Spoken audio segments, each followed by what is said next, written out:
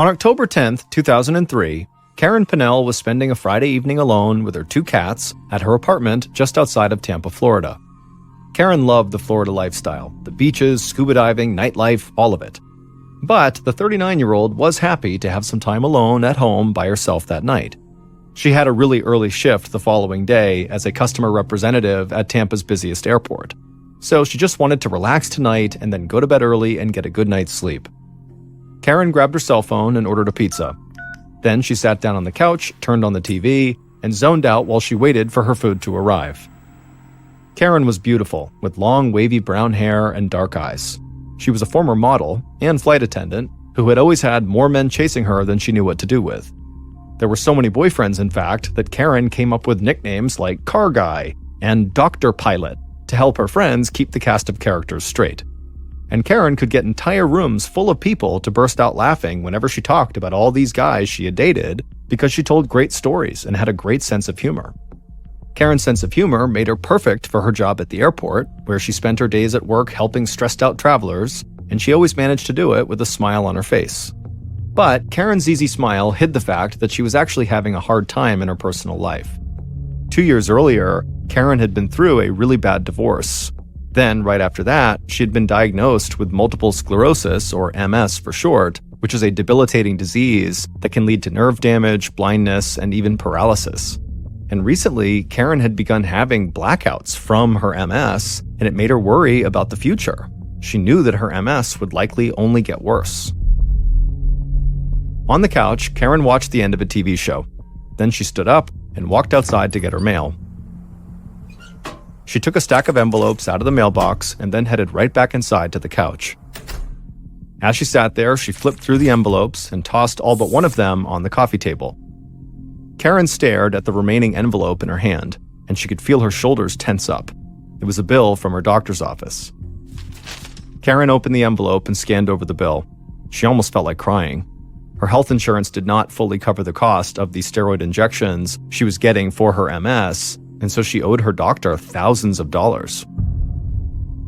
Karen had gotten a judge to require her ex-husband to increase his alimony payments to help her pay her growing medical bills. But her ex-husband was still trying to fight the judge's ruling, so she wasn't actually getting any of the money that she really needed. She tossed the doctor's bill onto the table with the rest of the mail and tried her best to relax and keep watching TV. But she just kept thinking about her ex-husband, and that stressed her out even more. Karen had been married for 5 years to a handsome scuba diving instructor named Jeff. The first years of their marriage had been some of the happiest in her life, and there were still times when Karen wished that she and Jeff had never split up. But the court battle over the alimony payments had shown her an ugly side of Jeff. So Karen often tried to remind herself that getting divorced had definitely been the right thing to do. And Karen's friends and her brother Michael always tried to reassure her that she had been right and that things were going to get better. They told Karen she was beautiful and smart and that she would find the perfect guy for her. Karen appreciated her friends' and family's support, but she knew they were subtly trying to get her to date more respectable guys than some of the ones she had been involved with recently. A coworker had told Karen flat out that some of the guys she had dated seemed dangerous, especially the biker with a serious drug habit and a bad temper. Karen had always thought of herself as someone who could handle men. After all, she had grown up with 5 older brothers, and her mother had died when Karen was only a little girl. So Karen was used to being the only woman surrounded by men. But she knew her coworker was right about some of the guys she'd been seeing, and Karen worried that her confidence around men had made her overlook some of her recent boyfriend's red flags. In fact, the biker that Karen had dated had gotten violent with her on multiple occasions. He had screamed and shouted at Karen, and he had thrown things across the room at her. Karen had stood her ground and fought back when this happened, but of course it was a really bad situation. The sheriff's department had even been called 3 different times to break up domestic disputes between the couple. On the couch in her living room, Karen flipped through the TV channels and tried her best to push away thoughts of her ex-husband, her violent ex-boyfriend, and the huge medical bill she was facing. Her 2 cats hopped up on the couch and sat on either side of her. Karen lightly scratched their chins, and as she did and the cats began to purr, Karen felt herself start to calm down. But then her phone rang. Karen leaned forward, trying not to disturb her cats, and grabbed her phone off the table. She saw the caller's number. It was her latest boyfriend, a car salesman named Tim Permenter. Karen answered the phone, and Tim almost immediately said he wanted to drop by to see her. But Karen thought she knew what Tim really was saying, and frankly, she was not interested in having a romantic evening that night. She wanted to be left alone so she could watch TV, eat pizza, hang out with her cats, and then just go to bed. So she told Tim that she didn't have the energy to hang out with him that night, but maybe another time. A little while later, the doorbell rang. Karen thought her pizza had finally arrived, so she got up and went over to the door. But when she opened it, it was not the pizza guy, it was Tim. Karen was annoyed because she'd literally just told him that she did not want him to come over tonight. But Tim said he would not be there long. He was going to stay with friends in a cabin at a nearby lake, so he just wanted to drop by to check on Karen before he headed out. And he'd also brought a small gift because he could tell she'd been stressed out lately and he thought it might cheer her up. Tim handed Karen the gift. It was a calendar with pictures of kittens on it. Karen thanked Tim for the gift and she let him inside. They would sit and talk for a bit, and then eventually Tim would leave the apartment and drive off to meet his friends at the lake. At 9 a.m. the following morning, Tim called Karen from the cabin at the lake to check in on her. Tim knew she was working that day, but she usually could step away and chat for a few minutes. But Karen didn't answer the phone, and when Tim tried calling her again a couple of times, the calls all went straight to Karen's voicemail. Tim and Karen had met 3 months earlier, and Tim had basically fallen for her right away. Even just the way the two of them had actually met seemed like fate to Tim. Karen had been looking at a car at the Volkswagen dealership where Tim worked, but at the time she was working with another salesman. But when she came back to the dealership for a second look at the car, that other salesman was not working, so Tim took over. And he had sold Karen a new black Jetta and asked her out on a date that afternoon. Tim had been a regular at Karen's apartment ever since, and on days when they weren't going to see each other, they almost always talked on the phone. So that morning, Tim was a bit concerned that Karen hadn't picked up any of his calls or called him back. This just was not like her. But there was a chance that Karen was just really busy at work, so Tim called her work phone at the airport. But he quickly found out that Karen's coworkers were also very concerned about Karen. Karen had not shown up for work that morning, and she hadn't called in to say she wouldn't be there. Karen's coworkers said that was not normal at all because she was one of the most reliable people at her job. The second Tim heard that, he left his friends at the cabin, he jumped in his car, and sped to Karen's apartment. He knew something was wrong. When Tim arrived at about 10:30 a.m., he saw Karen's black Jetta still sitting in the driveway, which was strange. If she was home, why wasn't she answering her phone? Then Tim walked up to the front door, and he could see that it was open a few inches. Alarmed, Tim pushed the door the rest of the way in, stepped into the apartment, and yelled out for Karen. But the second he walked forward into the small dining room, he knew that Karen would not be answering back. Tim saw Karen lying on the floor in a pool of blood.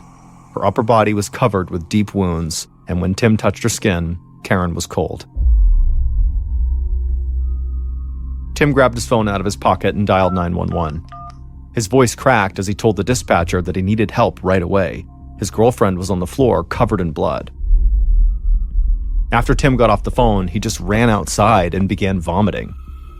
A few minutes later, Tim was still bent over, struggling to catch his breath, when he saw two sheriff's deputies step out of their cruiser. Tim wiped his mouth and motioned the deputies over towards Karen's front door, and then he continued to throw up. After walking past Tim, one deputy went inside the apartment while the other brought Tim over to the cruiser to have him sit down inside and try to calm down. The deputy told Tim that he really needed to collect himself because soon they would need to question him about what happened. Tim nodded and then put his head in his hands.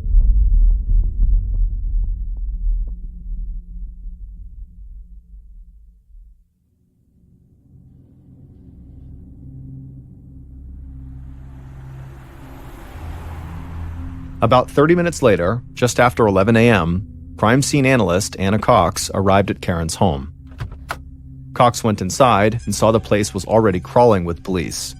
She made her way through the crowded apartment to the dining room, and she saw that the walls were covered with blood spatter.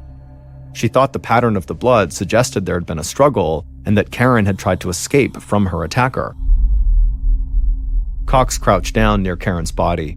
She saw smaller cuts on Karen's forearms that supported the theory that Karen had tried to fight off her killer. Those cuts on her arms were defensive wounds that someone suffers when they try to hold off a frenzied knife attack with their bare hands. Looking at the pool of dark blood on the floor under Karen's shoulders, Cox was struck by how hard this woman must have fought to try to stay alive, and Cox was determined to make sure that fight had not been for nothing. She couldn't do anything to change what had happened to Karen, but Cox would use every piece of evidence at the scene to help investigators find the person who had committed this horrific crime. Police officers told Cox that the sliding glass doors in the back of the apartment appeared to have been broken into. They thought that might suggest some kind of burglary, and Cox could see Karen's handbag turned upside down on the kitchen counter, which seemed to reinforce the burglary angle.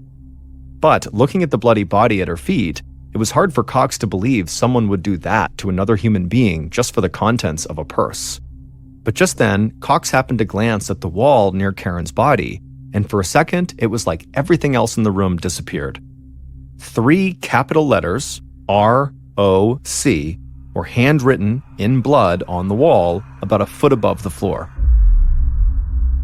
Cox looked more closely at Karen and saw blood on the tip of her index finger.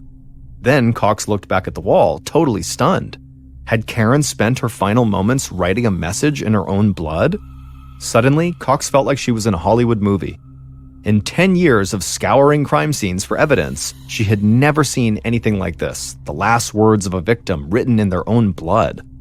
And she knew the first job of the investigative team would be to try to figure out what the letters R-O-C meant. As crime scene analyst Anna Cox remained fixated on the bloody letters written on the dining room wall, lead detectives Sergeant Michael Holbrook and Larry Nelvin walked out of Karen's apartment. The detectives had met with Cox, and they had conducted a thorough search of every room in the house. Now they wanted to talk to Karen's boyfriend, Tim, who was still sitting in the back seat of the police cruiser parked in front of the apartment. When police had first arrived, Tim had been a complete wreck, vomiting constantly on the ground. But when he stepped out of the cruiser and joined the detectives, he was now much more calm, and he said he wanted to help in any way he could. Tim told the detectives that he had stopped by Karen's place the night before to give her a gift, that kitten calendar, before he headed off to see his friends. Detective Holbrook wanted to know why Tim did not spend the night with Karen, and Tim said he knew Karen had to wake up for work, which is why he had made plans to stay with his friends at a place on Moon Lake, 30 miles away. Tim said he'd left Karen's at about 7:30 p.m., and as far as he knew, Karen was going to eat some pizza, watch some TV, and then go to bed. Holbrook didn't say anything, but Tim's story sounded plausible. Investigators had found a partially eaten pizza in Karen's kitchen, along with a receipt showing it had been delivered at 8:48 p.m. So Karen must have been alive at least until then. Tim told the detectives that he had gotten worried about Karen that morning when he learned she had not gone to work, and so that was why he had drove back to her place to investigate. And of course, that was when he made his horrifying discovery and called 911. The detectives asked Tim if there was any other information he could think of that might help their investigation. Tim thought for a second, and then he looked back up at the detectives and said there was something else they should know, but it really didn't have anything to do with Karen. Tim knew investigators would check into his own criminal record, so he wanted to be upfront with them. He said he had served time in prison for something stupid he'd done more than a decade earlier. He had gotten into an altercation with another guy, things had gotten out of control, and he and the guy ended up getting their guns and shooting at each other. Both Tim and the other gunman were wounded in this fight, and Tim was convicted of attempted murder. But Tim swore he was a new man now. He was a successful car salesman, a good friend, and he was very much in love with Karen. And he said investigators were more than welcome to search him, his house, take his computer, take his fingerprints, whatever they wanted to do. All he cared about was finding the person who did this to Karen. The detectives were kind of shocked by what Tim had just told them, but they thanked him for being so honest. Then they asked him who might have had a reason to hurt Karen. This time, Tim didn't need to think. He already had the answer. He said there were 2 guys the police had to talk to. The first was Karen's ex-husband, Jeff, who was locked in a court battle with Karen over alimony payments that he didn't want to make. And the second guy they needed to look at was one of Karen's ex-boyfriends, who had lived with her for a short time. The ex-boyfriend was a big biker, and he had been abusive before he moved out. And recently, he had apparently begun harassing Karen about some desk she had that he claimed belonged to him. Tim told detectives that Karen was a very strong person who believed she could take care of herself in all situations, but Tim said he knew she was terrified of her ex-boyfriend, the biker. Detective Holbrook asked Tim for the name of this biker, and Tim would say the biker's name was Rock Herpich. Rock spelled R-O-C. Suddenly, the detectives felt like they knew what R-O-C meant.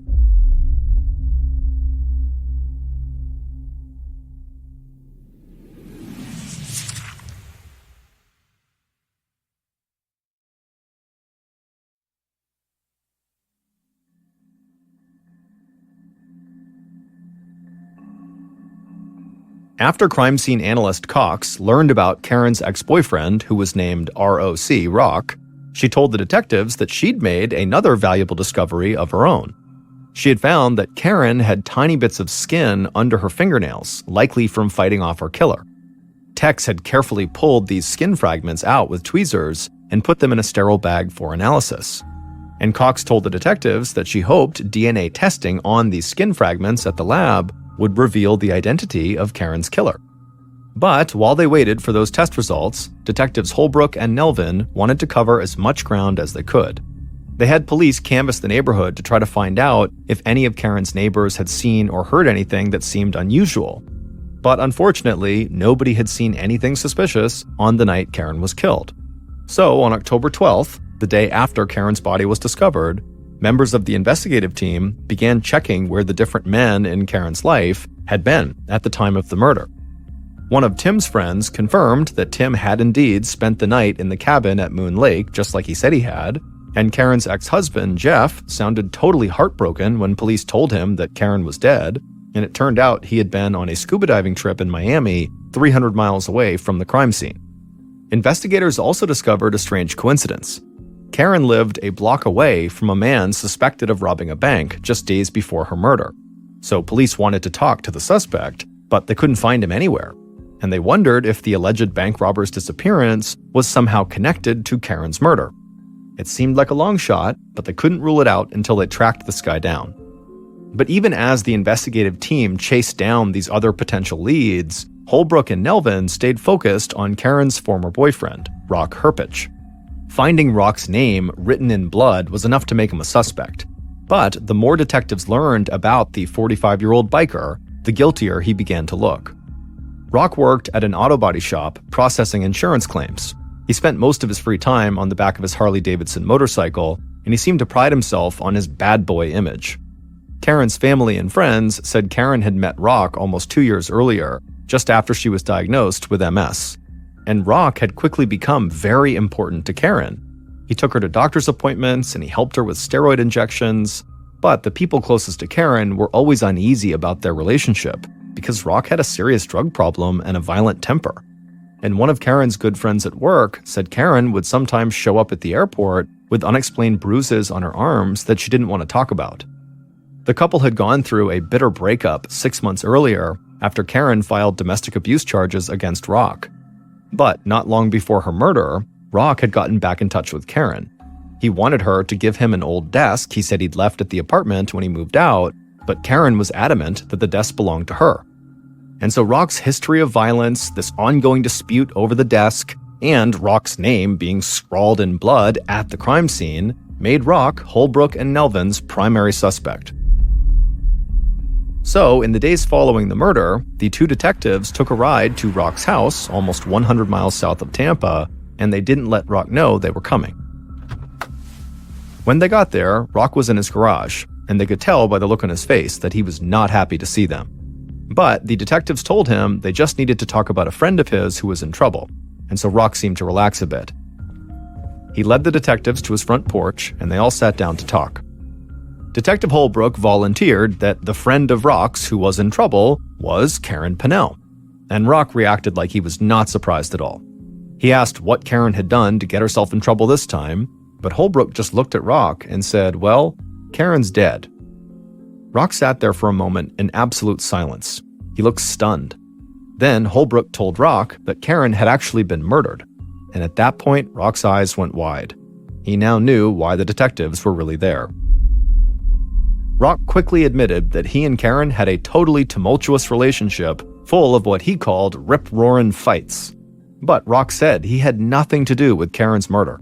He said he hadn't even seen her in person for 6 months, and he wasn't angry at her in any way. He had rebuilt his life and moved on. But when Holbrook asked where he was on the night of her murder, just a couple of days earlier, Rock couldn't come up with an answer. He said he would have to check a calendar to be sure. At this, Holbrook glanced over at Nelvin. They were both thinking the same thing. How could this guy not know where he was a couple of nights ago? Then Holbrook leaned forward in his chair, stared Rock down, and told him that his name, ROC, was spelled out in Karen's blood on the wall right next to her body. Rock stared back at Holbrook, but didn't say anything. The three men just sat there in total silence for what felt like several minutes. Finally, Rock looked like he snapped out of a daze, and he began talking really fast. He told the detectives he would waive his right to an attorney, they could take his fingerprints, he would submit DNA samples. He said he was willing to do whatever it took to clear his name because he did not do this. He did not kill Karen. The detectives took Rock up on his offer right away. They swabbed the inside of his mouth with a Q-tip and collected fingernail clippings for DNA analysis. They also took his fingerprints. Then they thanked Rock for his time and got back on the road. Holbrook and Nelvin discussed the case as they drove back to Tampa, and they agreed that Rock remained their strongest suspect. After all, plenty of guilty people had voluntarily submitted DNA samples during police investigations, so Rock's willingness to do that did not necessarily mean he was innocent. Rock and Karen had a history of physical violence and an ongoing dispute over this desk, and Rock knew Karen well enough that she might have let him in the front door without a confrontation, which could have explained why the neighbors didn't hear anything strange on the night of the murder. But the detectives also agreed that there were still other possibilities. There was the missing bank robbery suspect who lived close to Karen, and there were several men she dated after breaking up with Rock, including an airline pilot who had sent her a string of sexually explicit text messages not long before the murder. So as much as Rock did look like Karen's killer, Holbrook and Nelvin knew they needed to keep open minds.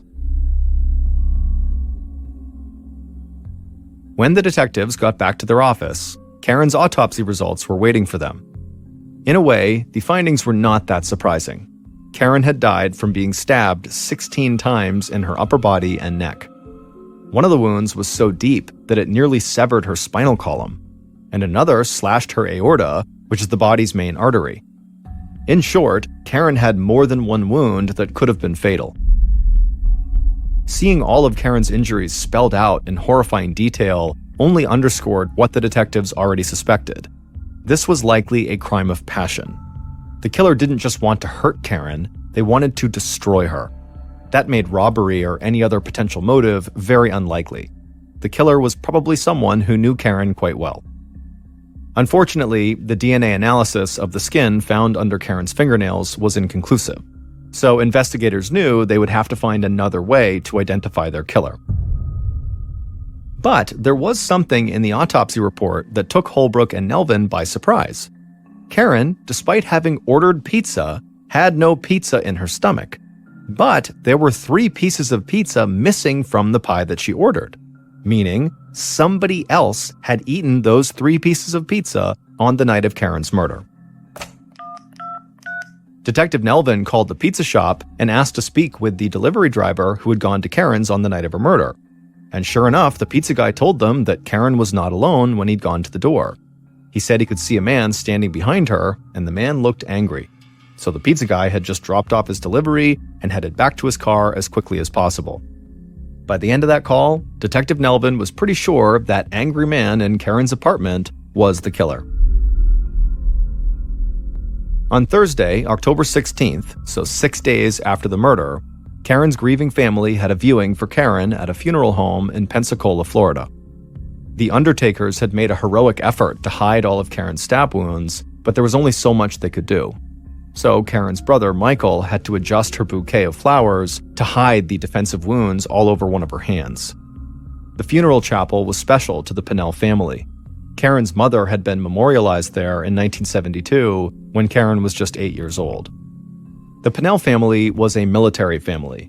Karen's dad was a career Air Force guy who had met her mother while he was stationed in Germany. And for a family that had moved from place to place to follow Karen's father's military assignments, Pensacola became an anchor, the closest thing they had to roots. Karen's brother Michael said that even though Karen was the youngest of 6 kids, she was the glue that kept the family together as they moved from place to place.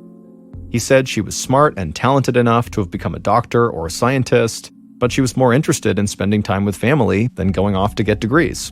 So she had chosen the life of a flight attendant and model. Michael said he felt like he'd had the wind knocked out of him the day that Karen died, and he still felt like he was struggling to breathe.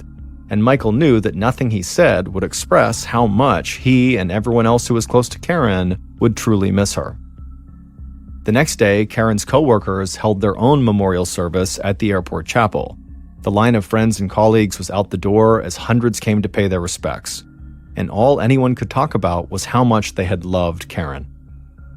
While Karen's friends and family mourned her loss and celebrated her life, the police started to eliminate potential suspects and really began to hone in on just Karen's ex-boyfriend, Rock Herpich. The suspected bank robber who lived near Karen turned himself into police, and he was not Karen's murderer. He had been far away from Karen's apartment on the night she was killed. Detectives Holbrook and Nelvin also tracked down the airline pilot who had been sending sexually explicit text messages to Karen, and he had a strong alibi too. He was flying a plane over the Middle East when Karen was murdered. But even as the detectives narrowed down the list of suspects, they still didn't feel like they had enough evidence to arrest Rock. The guy had a clear history of violence, and his name had been written in blood on the wall, but Holbrook and Nelvin knew they needed something clear-cut that would put him at Karen's house at the time she had been killed. While the detectives continued their investigation, crime scene analyst Anna Cox could not stop thinking about the letters ROC. She spent hours staring at them on the wall at Karen's apartment. Those 3 letters, written in Karen's blood, were powerful evidence, and Cox knew that ROC had potentially been Karen's last word. In a courtroom, the dying words of a crime victim get special weight from judges and juries. It's called a dying declaration and treated as the words of someone with no reason to lie. They're going to die anyways. In this case, Karen seemed to be saying, "Rock killed me." But Cox had to be sure that was the case, and her obsession with just staring at those letters on the wall was not giving her any new evidence. So Cox did something unusual. She cut out the section of sheetrock where the 3 letters appeared on the wall and brought it back to her lab at the Pinellas County Sheriff's Office. She wanted to do some more research there. In her lab, Cox looked at the letters under a high-powered microscope, and at first, she couldn't believe what she was looking at. She stepped back from the microscope and took a breath, and then leaned back in to take another look at the letters. This time, Cox felt her face flush and her hands start to shake with excitement. She knew she had just discovered something that she would never have found if she had just kept staring at the wall in Karen's apartment. And this new discovery led Cox right to another major piece of evidence. So she grabbed her phone and called Detectives Holbrook and Nelvin to tell them what she had just found. And not long after that, the detectives were confident they knew who had killed Karen.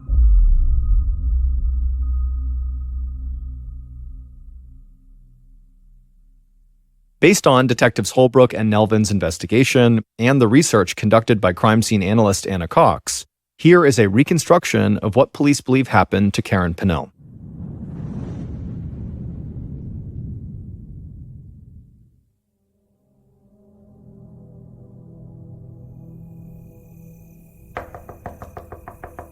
On the night of October 10th, 2003, the killer knocked on Karen's front door. He could hear the TV inside, and then he heard Karen unlocking the door. When the door opened up, Karen looked exhausted, standing in the doorway, but she was still beautiful. The killer followed Karen into her living room and then sat down on the couch next to her.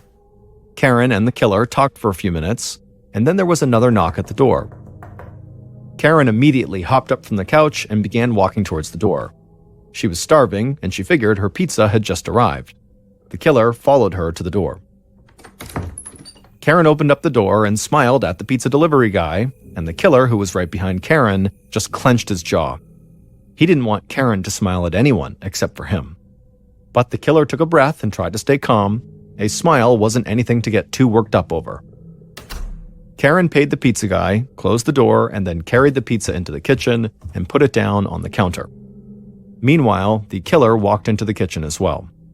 And before Karen could even open up the pizza box, the killer said something to her that caused her to immediately turn around and snap at him. The killer snapped back, and pretty soon the two were arguing at a full volume. Finally, Karen told the killer to get out and never come back. But the killer just kept shouting and getting angrier and angrier. Finally, he pulled open a kitchen drawer and grabbed a knife. When Karen saw this, she screamed and took a few steps back and then lowered her voice and said, "Please, please calm down." But it was too late. The killer flew into a rage and raised the knife and began slashing at Karen. Karen immediately threw her arms up over her face to try to protect herself, but the killer just slashed right through her arms over and over again. And so finally, when Karen knew she couldn't fight her killer off, she just turned and ran out of the kitchen, a final attempt to get free and save herself. But the killer caught her in the dining room. He grabbed Karen and slammed the knife into her back. Then the killer turned Karen around, pulled the knife out, and stabbed her again, this time in the chest. Karen fell into her back on the dining room floor, covered in blood. But the killer wasn't done. The killer crouched over her, stabbing her in the neck and the chest over and over again. And as he did this, blood spattered on the walls and pooled under Karen's body. Finally, the killer stood up and stepped back, out of breath. Despite the frenzy of this attack, the killer very quickly calmed down afterwards. In fact, right after killing Karen, the killer, still carrying the bloody knife in hand, walked over to the pizza box, opened it up, and casually ate 3 slices of pizza. After eating, the killer walked over to the dining room table and turned Karen's purse over so the objects inside would spill out. Then he went to the back of the apartment and opened up the sliding glass door. Maybe the police would think there had been a robbery. Then the killer casually walked out of Karen's apartment, got into his car, and drove off. But hours later, when the apartment complex had gone dark and quiet, the killer returned to Karen's apartment, and he slipped back inside unnoticed. He walked right to a closet and found a pair of gloves that Karen used for gardening. The killer put those gloves on and then walked into the dining room where Karen was still lying in a pool of blood. The killer leaned over and then dipped one of his gloved fingers into the blood and then wrote the letters ROC on the wall. Then the killer dipped his finger in the blood again, and he smeared some of the blood onto Karen's index finger to make it look like she had written those letters on the wall. Then the killer walked out of the apartment again, got into his car, and drove to the lake house where he was staying with his friends. Karen's latest boyfriend, Tim Permenter, had brutally murdered Karen.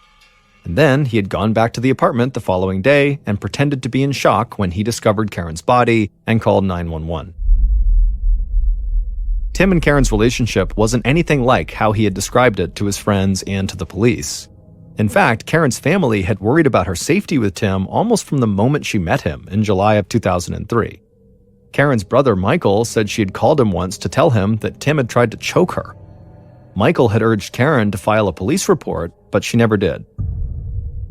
Karen's coworkers said they too had become very concerned about Tim when Karen began coming to work in turtlenecks on several hot summer days. They feared she was hiding injuries on her neck inflicted by Tim, but Karen just wouldn't talk about it. And even though Tim told people he was still Karen's boyfriend at the time of her death, in reality, they had actually broken up 2 weeks before he murdered her. 2 weeks before he murdered her, on September 29th, 2003, the couple had been watching a TV show about people who keep secrets from other people when Tim decided to share a secret of his own.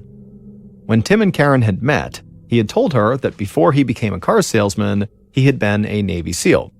But while they watched TV that night, he told her that that actually wasn't true. He said before he sold cars, he had actually been a pimp for a group of prostitutes, and he had served 12 years in prison for shooting a rival pimp.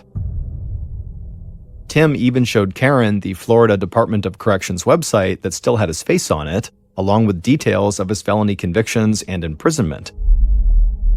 Karen had been totally shocked and repulsed by this confession and decided right then that she wanted nothing to do with him and told him he had to leave. But Tim wouldn't leave, so Karen had called 911, and police had eventually had to come to Karen's apartment to escort Tim out. In the days following their breakup, Tim had tried, without success, to win Karen back. He also had begun lurking near her apartment and going through her trash, and in doing that, he discovered that Karen was already dating other men. And this made Tim insanely jealous. And so, on October 10th, Tim showed up at Karen's house, even though she had just told him not to. Karen did let Tim inside, and she had tried to stay calm and polite, but Tim had become belligerent when Karen said she did not want him back in her life, and then Tim exploded into a rage, grabbed the knife in the kitchen, killed Karen, and tried to frame her ex-boyfriend, Rock, by writing his name on the wall. Detectives Holbrook and Nelvin had always considered Tim a suspect. As Karen's boyfriend and the one who found her body, he couldn't be overlooked. But believing that Karen had used her final moments to write ROC on the wall had put Rock at the top of the suspect list, not Tim. But then crime scene analyst Anna Cox had studied those letters in her lab, and Cox found two things that made her believe Rock was not the killer. Under a microscope, Cox discovered that the letters were written over blood that had spattered on the wall during the initial attack. But the letters didn't disturb that initial blood spatter at all, which meant the blood spatter that was already there had dried by the time the letters ROC were written over it. By Cox's calculation, the initial blood spatter would have taken at least 20 minutes to dry. That meant for Karen to have written those letters, she would have had to be conscious for at least 20 minutes after she was stabbed multiple times, and with the severity of the wounds Karen had suffered, that was extremely unlikely. Cox also confirmed that the letters on the wall were written by someone who was right-handed, and Karen was left-handed. That was something her family had told police during the course of the investigation. So Karen could not possibly have written those letters. It had to have been her killer. Cox called the detectives to let them know, and that was great news for Rock Herpich, because police did not believe Rock wrote his own name in blood at the murder scene. And Rock was deeply grateful for Cox's discovery. He would say science saved his life. With Rock no longer a suspect, the detectives focused on Tim. Detective Nelvin obtained cell phone tower data from the night of the murder, and it showed that Tim had called his friend at the lake at 9:32 p.m. from a spot that was actually near Karen's apartment.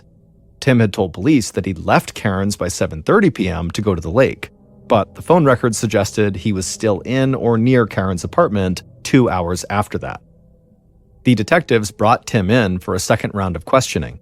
They told Tim they were sure he had lied to them about the time he had left Karen's apartment to avoid suspicion in her murder.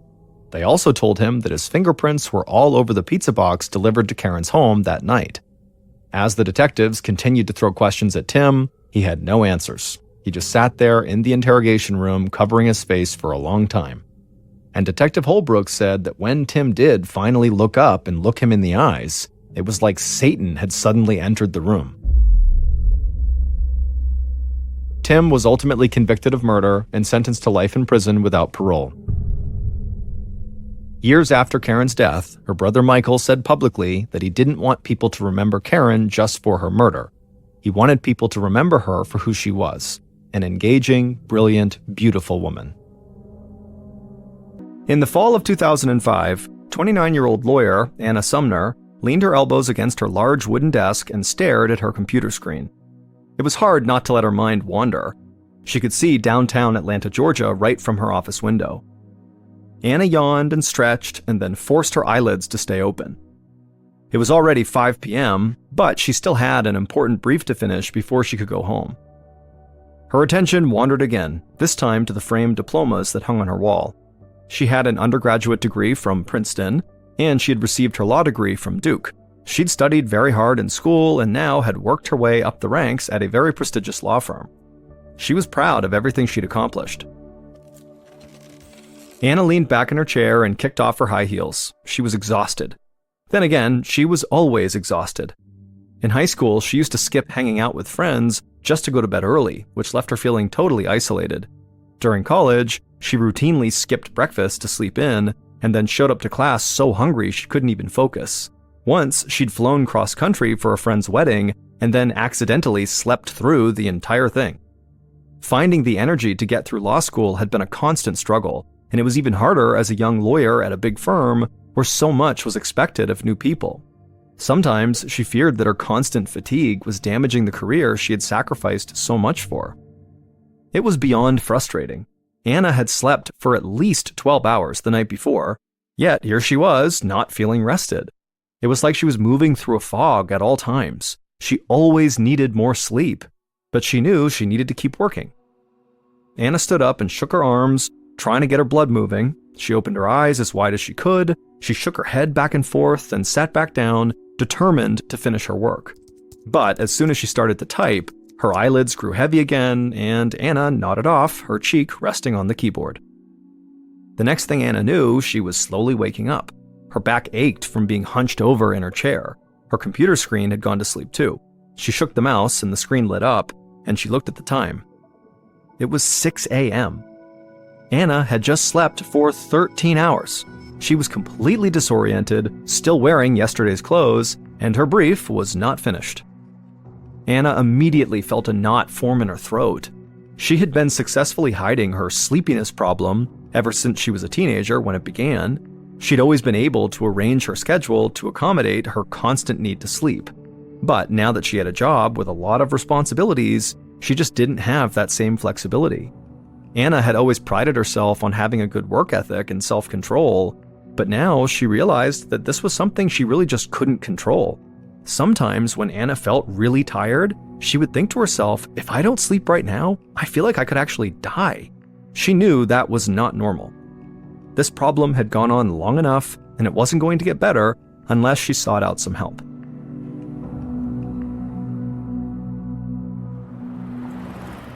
A few days later, Anna drove to the Emory Clinic Sleep Center in Atlanta. It was inside an old, faded building undergoing significant renovations. In fact, there was still construction going on outside.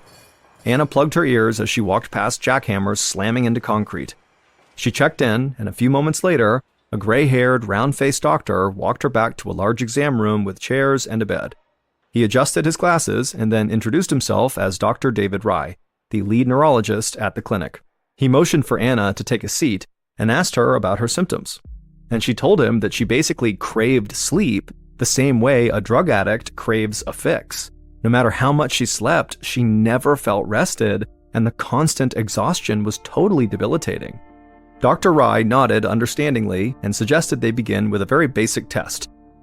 He asked Anna to simply take a nap, right there in the exam room. And so Anna laid down on the bed. She could still hear the loud construction noises going on outside, but it didn't bother her. Within moments, she was asleep. But just a few minutes later, Dr. Rye shook her awake, and then he diagnosed her with a disorder called hypersomnia. This is a catch-all term for extreme, unexplained sleepiness. It's thought that up to 5% of the entire population experiences it, though rarely at the level Anna was. So while it was a diagnosis, it really wasn't that specific. But for Anna, who'd never seen a doctor for her sleep problems before, having any diagnosis was progress. And she was even more optimistic when Dr. Rye suggested a treatment plan. He explained that in most cases, extreme tiredness is caused by a lack of energy-promoting chemicals in the brain, with names like dopamine and norepinephrine. It's like having a car with no gas in the tank. So he prescribed stimulants for Anna. These medications increase the level of these energy-promoting chemicals the same way that caffeine does. For patients like Anna, it can feel like they have a full tank of gas again. And Anna was so excited about her stimulants that after she left the doctor's office, she went straight to the pharmacy. When she got there, a pharmacist handed her a paper bag with a couple of prescription bottles inside, and Anna didn't waste any time getting her first dose. Sitting in her car in the parking lot, she opened one of the bottles, shook a pill into her hand, and swallowed it. She couldn't wait to feel better. A few months later, Anna grabbed a stack of papers off the desk in her office. Her hands shook slightly as she slipped the papers into her shoulder bag. She stood up from her desk chair, and suddenly a wave of nausea washed over her. She'd taken her prescription stimulants that morning, and had been taking them every day since Dr. Rye prescribed them. In some ways, the stimulants were working. She could get through a full day of work without needing a nap, but the side effects from the medication were terrible. She felt jittery and sick to her stomach, like she'd had way too many cups of coffee. She was losing weight because she never had any appetite.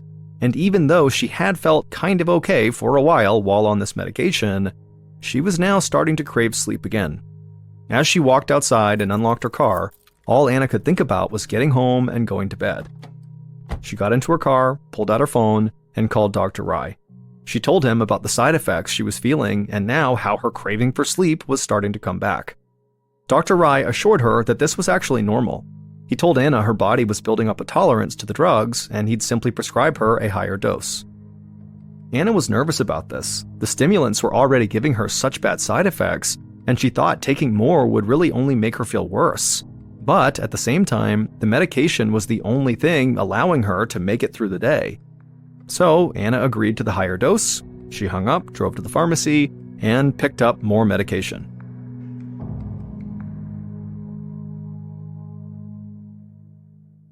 One year later, on a Friday in April of 2007, Anna was wrapping up her work for the week when the phone on her desk rang. It was her boss. He wanted her to come up to his office before she went home. Anna's hand trembled as she set down the receiver. She wasn't sure if the trembling was from a side effect of the stimulants or from nerves from what her boss just asked her to do. She knew what this conversation was going to be about, and she'd been dreading it for months. Anna had begun missing entire days of work without warning and without explanation. Even though she was constantly taking all of her stimulants, it wasn't uncommon for Anna to still literally sleep days away. Sometimes she'd go to bed and sleep for 20, 25, or even 30 hours straight. It didn't matter how many alarms she set either. Anna slept through all of them, only waking up when her body finally let her.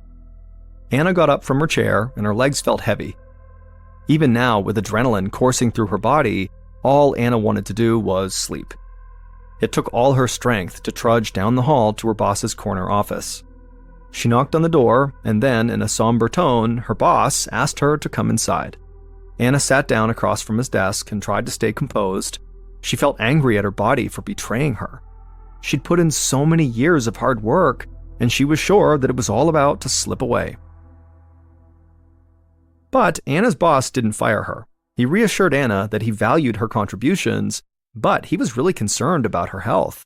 Though Anna rarely talked about it, her boss was quite aware of her sleep issue, and so he recommended that she take a 6-month leave of absence so she could get to the bottom of it.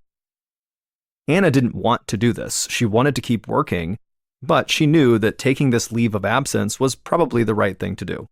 If she couldn't be consistently relied on, she wouldn't be helping the firm, her clients, or herself. So she thanked her boss for understanding and promised to do everything she could to get back to work soon. The next afternoon, Anna was lying on her couch at home, trying to make sense of her struggles. She sipped on a cup of coffee and tried to watch TV, but as usual, she couldn't stop herself from nodding off. This time, though, waking up was worse than ever. Her head was pounding and the light coming in through the blinds seemed overwhelmingly bright. She had sharp hunger pangs in her stomach and her joints felt stiff and her muscles were weak and shaky. It took all her effort just to roll onto her side. She saw the TV had shut off and the cup of coffee she'd just been drinking was now totally cold and the cream inside of the coffee was clearly rotten and curdled at the top of the cup. Anna was confused and grabbed her phone on the coffee table and she checked the time and date. And what she saw literally did not seem possible. According to the time, Anna had just slept for 53 hours straight. It had been over 2 days since she'd laid down on the couch, but it felt like, a second had passed. Staring at the date and time on her phone, she felt sick. Her symptoms were really starting to frighten her. How long would she sleep the next time? A week? More? How could she live anything like a normal life if this was what happened to her? She called Dr. Rye's office immediately, and he thankfully had an immediate appointment available. As Anna dragged herself off the couch and walked out to her car, she felt weak and clumsy. Walking was like trying to pull her body through sludge these days. She gingerly lowered herself into the driver's seat and then drove straight to the Emory Clinic Sleep Center.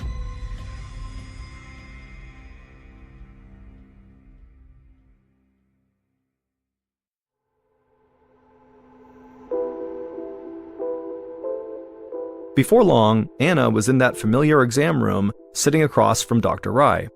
He seemed surprised to see her, but when she told him about falling asleep for 53 hours straight, his eyes went wide. Dr. Rai knew that spending so much time asleep could actually be dangerous. It meant Anna wasn't eating, drinking water, or exercising for days at a time. In the long term, this could lead to malnutrition, dehydration, and muscle atrophy. If she wasn't able to take care of herself, her body would eventually quit working.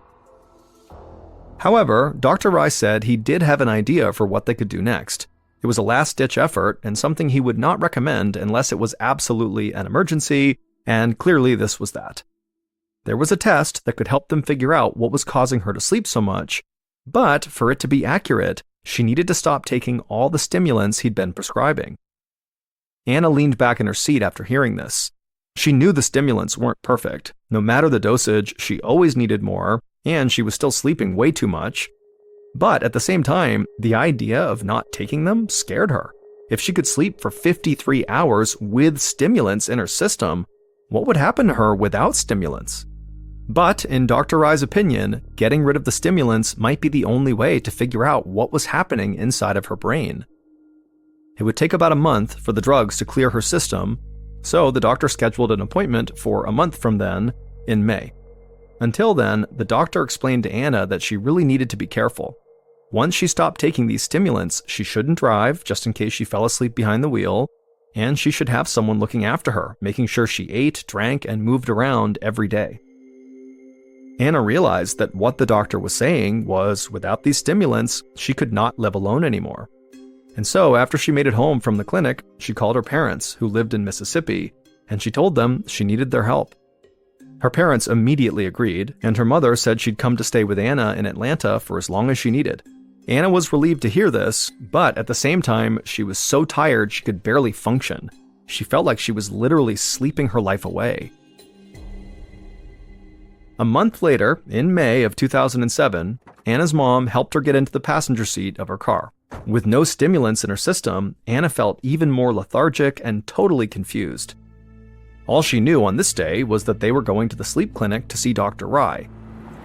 The whole ride, Anna sat with her head leaned against the window, watching trees and buildings blur together as she slipped in and out of consciousness. When they got to the Emory Clinic Sleep Center, Anna felt so stiff and heavy that her mom had to help her get out of the car. Anna could barely keep her eyes open as she leaned on her mom's arm, and then she shuffled her way into the clinic, feeling like she had cinder blocks stuck to her feet. Dr. Rai met Anna in the waiting area and walked her back to an exam room. They sat down, Dr. Rai in a chair and Anna on the bed. And as soon as Anna was sitting down, she started to feel herself beginning to fall asleep. As she struggled to stay awake, Dr. Rai explained the procedure they'd be doing that day. He said sleep was largely controlled by a person's brain. The brain uses nerves and chemicals to send messages through the rest of the body, and if the balance of these chemicals is thrown off, it could make someone sleep far too little or far too much. Dr. Rai thought this could be what was happening to Anna, but he needed to analyze the fluid inside her spinal cord to be sure. This meant he would need to insert a needle into the base of her spine and withdraw some of the fluid, a procedure known as a spinal tap. Dr. Rai instructed Anna to lay down on the bed in the fetal position with her back facing him. Then he injected a local anesthetic near her spine, and Anna's back went numb. Then Anna began to feel pressure and a burning sensation as Dr. Rai inserted the needle into her spine and removed a sample of her cerebrospinal fluid. When the procedure was over, Dr. Rai told Anna it would take a few days for the results to come back. And so Anna stood, her back numb and her whole body exhausted, and she shuffled out to the waiting room where her parents were sitting. Then the parents helped Anna out to the car, they got inside, and they drove back to Anna's house in Atlanta. Anna barely made it inside before she collapsed into bed and fell asleep.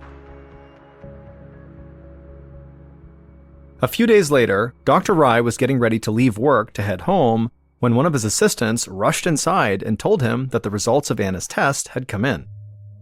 Dr. Rai adjusted his glasses and then peered down at the data on his computer screen. He reviewed the chemical breakdown of Anna's cerebrospinal fluid, and what he saw shocked him so much that he called over other doctors to take a look. Every sleep specialist at the clinic was totally surprised. The results were so bizarre that one doctor even started laughing at the absurdity of the numbers they were seeing. They had literally never seen anything like this. But while the other doctors stood in disbelief, Dr. Rai felt a mixture of hope and unease. He had seen results like this before, in an Italian sleep study from the 1990s. In that study, a group of people who had symptoms similar to Anna's were given an experimental drug that cured their sleepiness. It was a drug that Dr. Rai had on hand, which meant he might be able to use it to cure Anna too. But there were problems that made Dr. Rai hesitant. That Italian study had been discredited after the research was found to have some serious issues. Plus, the drug used in that study to cure their sleepiness was never approved by the Food and Drug Administration to treat sleep disorders, and it could cause bad side effects like seizures, so giving it to Anna would definitely be a risk. But faced with Anna's spinal tap results, Dr. Rai thought the risk was worth it, and so he called Anna and told her that he might be able to treat her sleepiness, but they need to do one more test. The next month, in June of 2007, Anna came back to the Emory Clinic. She'd been off the stimulants now for 2 months, and it felt like her body was close to shutting down on her, like she'd never be able to do anything except sleep again. Every footstep she took was a total battle. She dragged herself into the exam room and crawled into the bed. She felt a nurse lift her arm, swab near her wrist, and then jab her with an IV needle. Anna was vaguely aware of other movement in the room. Multiple nurses were standing by, just in case Anna had a bad reaction to the drug, like a seizure or worse. Anna watched as Dr. Rai rolled a screen into the room. Everything looked slightly blurry to her. She heard Dr. Rai say they were doing a test to measure her brain's reaction time, and then he put a remote in her hand and told her to press the button as soon as she saw numbers appear on this screen. Anna tried to follow his instructions, but at the same time, she felt herself drifting in and out of consciousness, and so when a number popped up, she would press the button like she was told to, but she could tell by the look on Dr. Rai's face that she was not doing a good job. After the test was over, Dr. Rai told Anna that her reaction times were similar to someone who had just been up all night, or who had been drinking very heavily. And so now that they had these control results, they could try the medication that Dr. Rai hoped would help her. Anna watched as Dr. Rai put something into her IV bag. The liquid dripped through the tube into her arm and into her bloodstream. But Anna didn't feel any better. Her head felt like a lead weight. Her eyes were so dry that they burned, and the whole room seemed foggy. It took everything in her not to slump over and let her eyes close. For a moment, she had a horrible feeling that this new treatment was not going to work. She would never be able to hold a job or even live by herself again. Then she heard Dr. Rai's voice at her side saying he was going to try a higher dose of this drug. Anna struggled to take a deep breath. She waited for something to happen. Then her eyelids snapped open. The room came into focus, and Anna felt like she could hear and see again, and she didn't feel a desperate urge to sleep. Dr. Rai ran the reaction time test again, and Anna didn't have to work to focus on the screen. The reflex test that had seemed impossible before felt very simple now. When they were finished, Anna looked up at Dr. Rai, close to tears, and she told him she felt alive. For the first time in her adult life, Anna felt truly awake. Dr. Rai watched Anna for a moment. In all the time he'd known her, he'd never seen her look this alert. She sat up straight, her eyes were clear and focused, and she was smiling at him. He couldn't help but smile back. It was incredible to see how much of a difference this drug was making. Dr. Rai sat down next to Anna and told her that he had never seen a patient like her before. Her brain was basically full of naturally occurring anesthesia. He explained that there's a chemical messenger in everyone's brains known as GABA, G-A-B-A, that helps regulate sleep. Many sleep aids and drugs used for surgical anesthesia make the brain respond more strongly to GABA. The stronger the response, the sleepier a person gets, Dr. Rai said.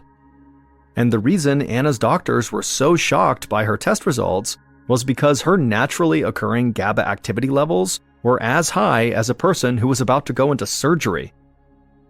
Every day of her life, 24 hours a day, Anna was walking around with the same level of sedation as a person about to have all their wisdom teeth removed.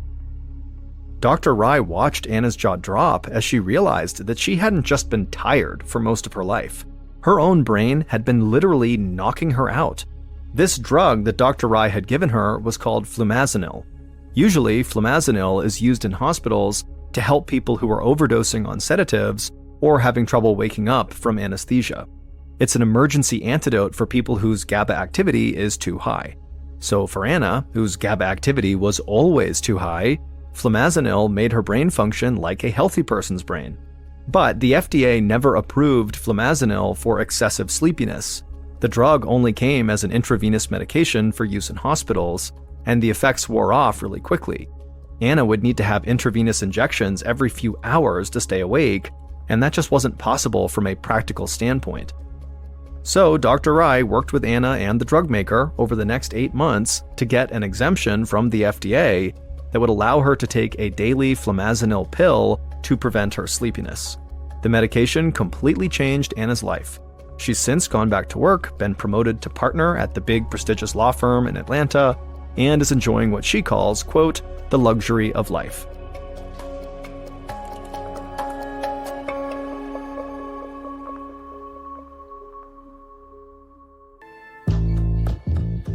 From Ballen Studios and Wondery, this is Mr. Ballen's Medical Mysteries, hosted by me, Mr. Ballen.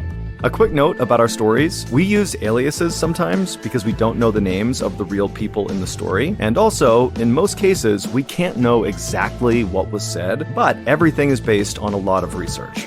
And a reminder, the content in this episode is not intended to be a substitute for professional medical advice, diagnosis, or treatment. This episode was written by Karis Allen Posh Cooper. Our editor is Heather Dundas. Sound design is by Andre Plus. Coordinating producer is Sophia Martins. Our senior producer is Alex Benedon. Our associate producers and researchers are Sarah Vitak and Teja Palakonda. Fact-checking was done by Sheila Patterson. For Ballen Studios, our head of production is Zach Levitt. Script editing is by Scott Allen.